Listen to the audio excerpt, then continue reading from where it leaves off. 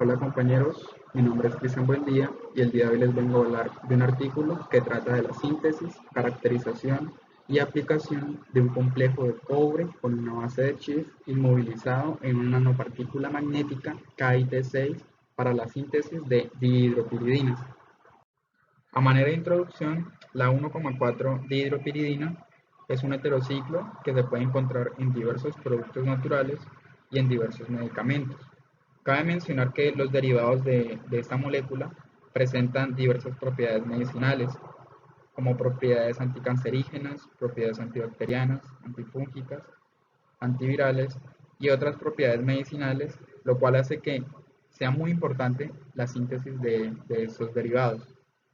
Generalmente la síntesis de estas moléculas conlleva altos costos, dado que pues las reacciones requieren mucha energía, reactivos que son muy caros, y además de ello catalizadores que no se recuperan de manera muy eficiente.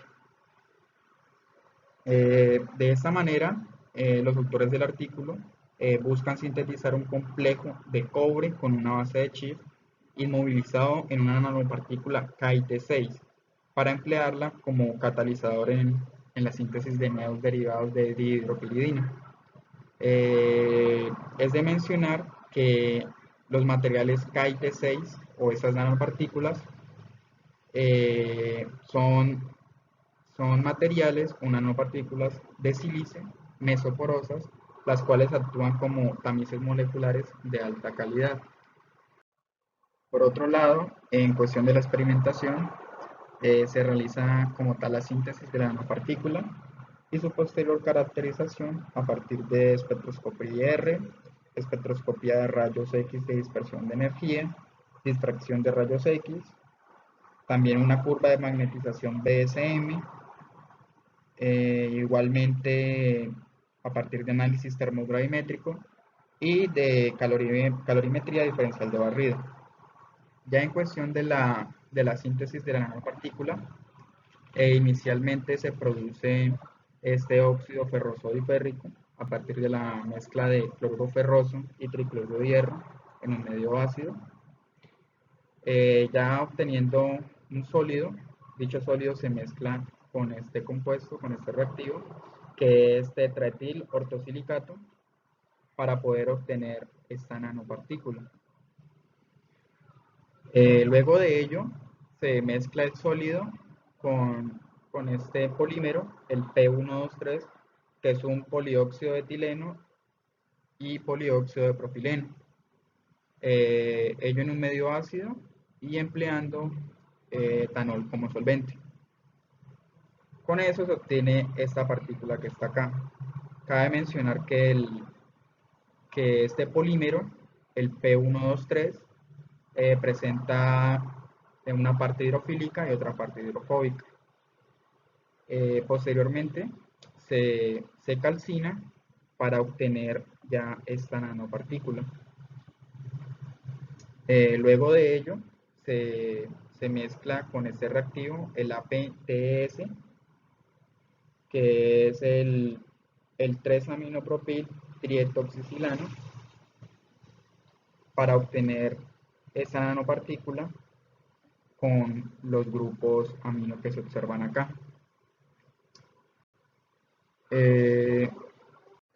El sólido obtenido se disuelve en etanol y se mezcla con este compuesto, que es el 2-hidroxi 5,4-nitrofenil diacenilfenil, para obtener ya como tal este compuesto, esta nanopartícula. Y por último, el último paso de la síntesis es que el sólido obtenido se mezcla con una solución de cloruro de cobre para obtener ya el complejo como tal, que es el complejo de cobre con la base de Schiff soportada en la nanopartícula. Por otro lado, en la caracterización de la nanopartícula, la figura 1 muestra el espectro IR, en donde A, o la curva de color azul o línea de color azul, va a ser la nanopartícula solamente con la base de Schiff, en donde la base de Schiff son estas dos moléculas que estoy subrayando acá de rojo, y la curva de color rojo línea roja o B, va a ser el complejo de cobre con la base de Schiff soportado en la nanopartícula. Entonces, en ese espectro, inicialmente se observa una vibración del enlace OH en la región de 3.425 centímetros a la menos 1 para el compuesto A y 3.417 para el compuesto B.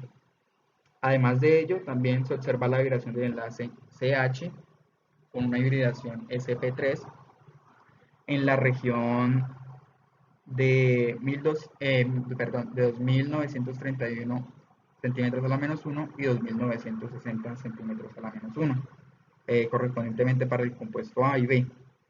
Cabe mencionar que la señal de la vibración del carbono-hidrógeno con hibridación sp2 también podría observarse en la región por encima de los 3.000 centímetros a la menos 1.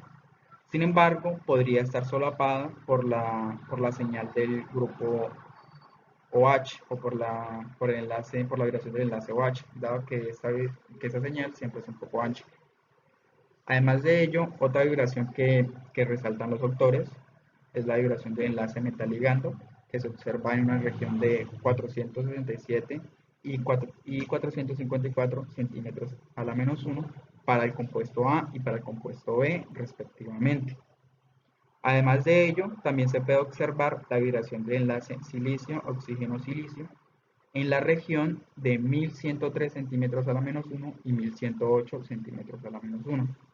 Otra señal que también se resalta, que los autores resaltan, es la señal de la vibración del enlace hierro-oxígeno, como tal de la nanopartícula, que se evidencia en la región de 569 y 618 centímetros a la menos 1 para el compuesto A y el compuesto B correspondientemente. Además de ello, otras señales no tan importantes, como la señal del carbono doble enlace nitrógeno, se observa en una región de 1675 y 1614 centímetros a la menos 1. De igual manera, vibraciones de enlaces nitrógeno, doble enlace nitrógeno o de carbono, doble enlace carbono de los anillos aromáticos de la base de Schiff se observan en una región de 1610 y 1000, ambos en 1610, ambas señales en 1610 para ambos compuestos, para el A y para el B.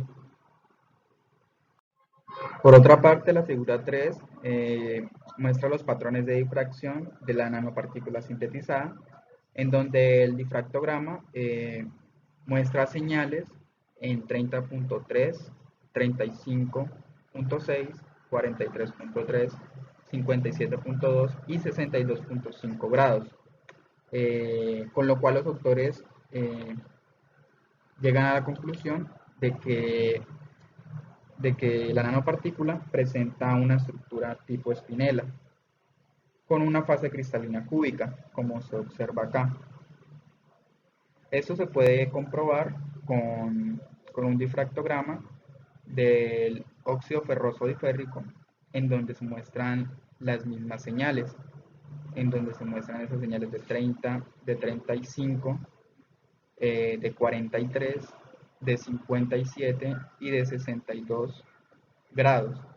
Por lo tal, pues sí presenta esa estructura tipo espinela, que, que es igual a la del óxido ferroso diférrico.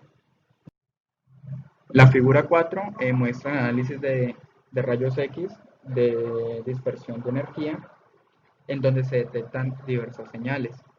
Señales como la del silicio, la del oxígeno, la del nitrógeno, de carbono, de cobre y de hierro. A partir de esas señales, los autores confirman la presencia de cada uno de esos elementos en la nanopartícula sintetizada. Por otro lado, la figura 5 muestra el análisis termogravimétrico y la calorimetría diferencial de barrido. Entonces, en cuestión del TGA, se observa una pérdida de masa del 7%, alrededor de una temperatura inferior a 100 grados, en donde los autores le atribuyen a pérdidas de agua que están en la superficie de la nanopartícula.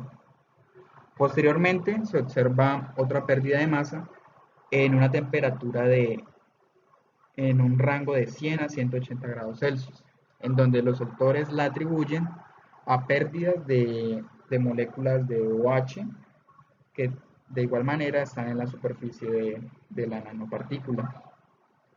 Por otro lado, se encuentra otra pérdida que está en un rango de temperatura muy grande, que es de 250 a 520 grados Celsius, en donde los autores la atribuyen a pérdida de diferentes grupos orgánicos que hay en la nanopartícula, en el complejo de la nanopartícula.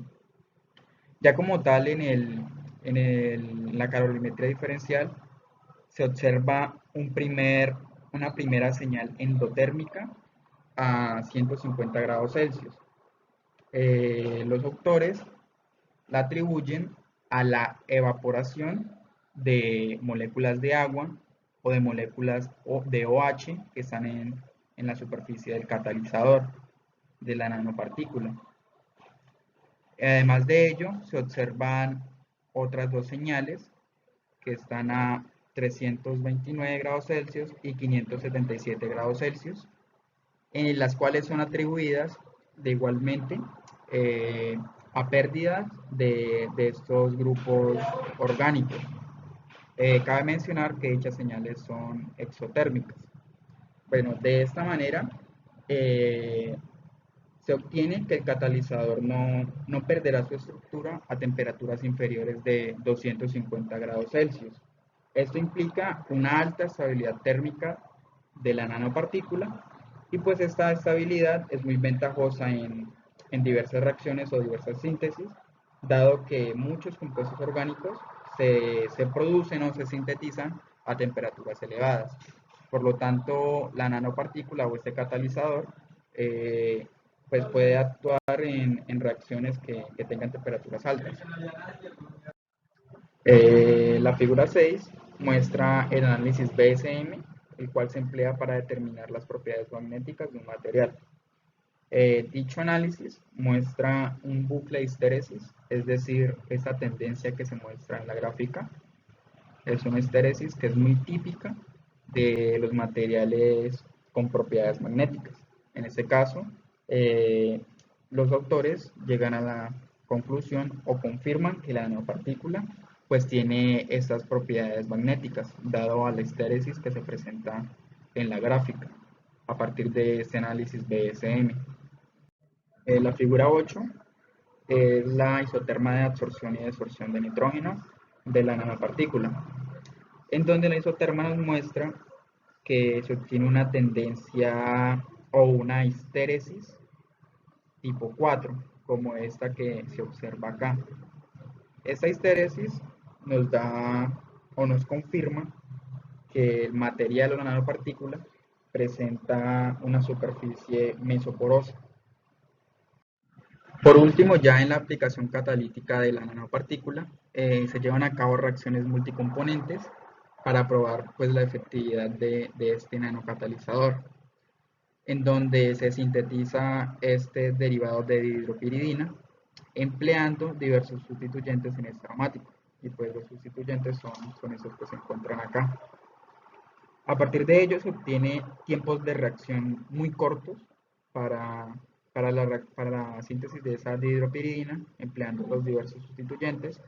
Y también se obtienen porcentajes de rendimiento muy altos, que antes no se obtenían en reacciones en la síntesis de estas dihidropiridinas. Dado que el objetivo del artículo era sintetizar este nanocatalizador para emplearlo en síntesis de bis o tris dihidropiridinas, pues los autores sintetizan estas diversas dihidropiridinas empleando pues el nanocatalizador que se produjo, y en ello obtienen tiempos de reacción de 12 minutos para la 4 con un porcentaje de rendimiento de 96%, así como tiempos de reacción de 15 minutos con un rendimiento del 94% para este derivado de dihidropiridina, y tiempos de reacción de 10 minutos y de un 97% de rendimiento para este otro derivado de piridina. Ya a manera de conclusión, efectivamente se logró sintetizar el complejo de cobre con base de Schiff y movilizado en la nanopartícula. Y pues eso se logra identificar a partir de la caracterización completa de la nanopartícula, dado que se logró identificar los diversos grupos funcionales y los diversos elementos que hacen parte de la estructura de este nanocatalizador. Además de ello, también la eficiencia del catalizador se verificó a partir de estas reacciones multicomponentes, en donde se obtuvieron rendimientos muy altos y tiempos de reacción muy bajos, lo cual es muy bueno para un catalizador. Asimismo, se logró sintetizar los derivados de bis y tris dihidropiridinas, y pues este fue se logró producir, se logró sintetizar una nueva nanopartícula con estructura orgánica e inorgánica.